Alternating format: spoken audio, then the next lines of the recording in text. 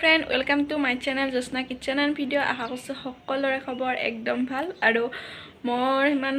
ভালো নহয় বেয়া নহয় কাৰণ মোৰ চৰ্দি লাগিছে তো অলপমান গাটো ভাল নহয় তো আশা কৰিছোঁ আপোনালোকৰ খবৰ ভাল আৰু নতুন এটা ভিডিঅ' লৈ মই জোসনা আপোনালোকৰ মাজত আহিছোঁ আৰু সকলোকে ভোগালী বিহুৰ শুভেচ্ছা জনালোঁ যাতে সকলে ভাল ভাল বস্তু বনাই খাব পাৰে তো ময়ো আজি এটা বস্তু বনাম মানে এটা ৰেচিপি আৰু ভাবছোঁ আপোনালোককো দেখাই দিম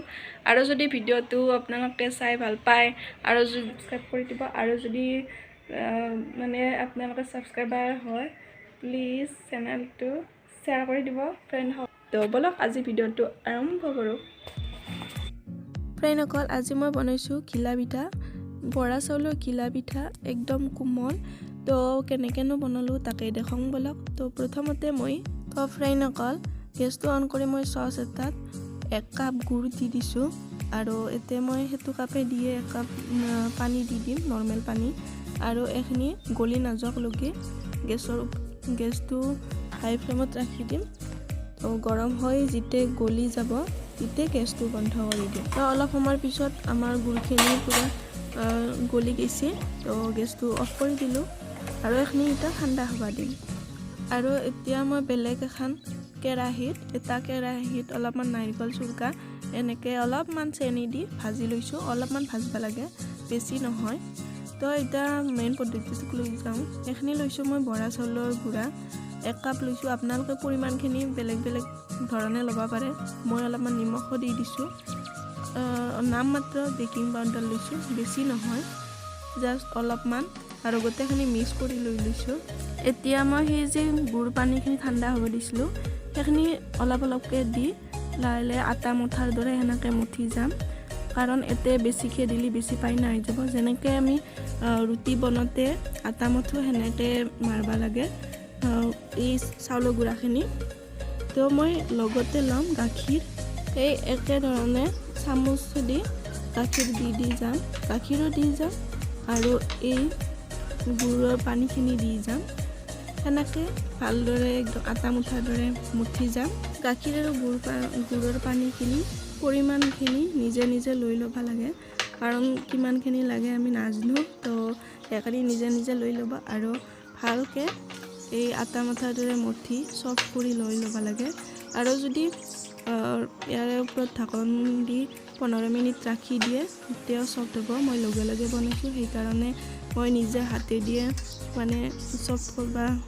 মানে ট্ৰাই কৰিছোঁ আৰু ইয়াতে অলপমান গাখীৰ দি লৈছোঁ যেহেতু অলপ বেছি টান লাগছি তো একদম চফ্ট হওক লগি মানে মাৰি আছোঁ তো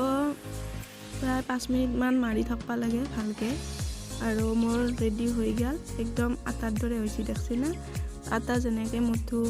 লাড্ডুকেইটা বনাওঁ সেনেকৈ মানে বনাব লাগিব এতিয়া তো মই ৰেডি হৈ গ'ল এইখিনি আটাখিনি মাৰা আৰু এনেকৈ লাড্ডু বনাই লৈ লৈছোঁ প্ৰথমতে মাজৰখিনি অলপ দ কৰি এতে সেই যে নাৰিকলখিনি মই ভাজিছিলোঁ সেইখিনি ভিতৰত দি কিনে পুৰা গোল কৰি আৰু সেই পেৰাৰ আকৃতিত দি লৈছোঁ আৰু এটা এনেকৈ দি দেখুৱাইছোঁ মানে ভালকৈ অলপ সাৱধানকৈ দি ল'ব আৰু এতে যাতে একো মানে অলপ ফাক নাথাকে সেনেকৈ মূৰকেইটা মাৰি দিব তো এনেকৈ লাড্ডু বনাই গোটেইকেইটা পেৰা আকৃতি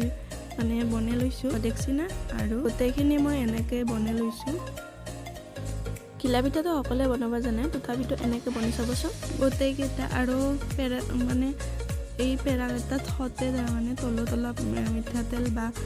ৰিফাইন তেল লগাই ল'ব পাইখানত তেতিয়া তলত লাগি নাযায় আৰু মই গেছটো অন কৰি এই তেলখিনি গৰম হ'ব দিছিলোঁ একদম গৰম হ'ব নালাগে অলপমান গৰম হোৱাৰ পিছতে দি দিব পাৰিব মই ইয়াতে ৰিফাইন তেলে দি দিছোঁ আৰু ধুনীয়াকৈ ফুলি যাব চাবচোন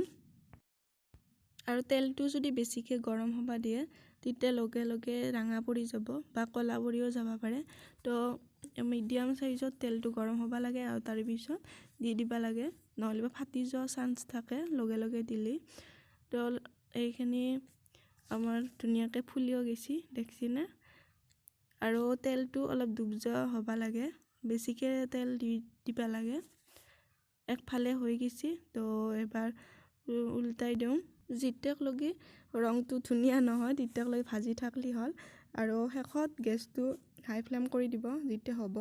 আৰু মই পেপাৰ এখনৰ ওপৰত দি দিছোঁ যাতে এক্সট্ৰা তেলটো পেপাৰখনত লাগি যায় টিস্যু পেপাৰ থাকিলে আপোনালোকে টিস্যু পেপাৰো দি দিব পাৰে বাকীখিনিও মই সেনেকৈ বনাই এয়া হ'ল মোৰ ঘিলা পিঠা একদম সফট কোমল বৰা চাউলৰ ঘিলা পিঠা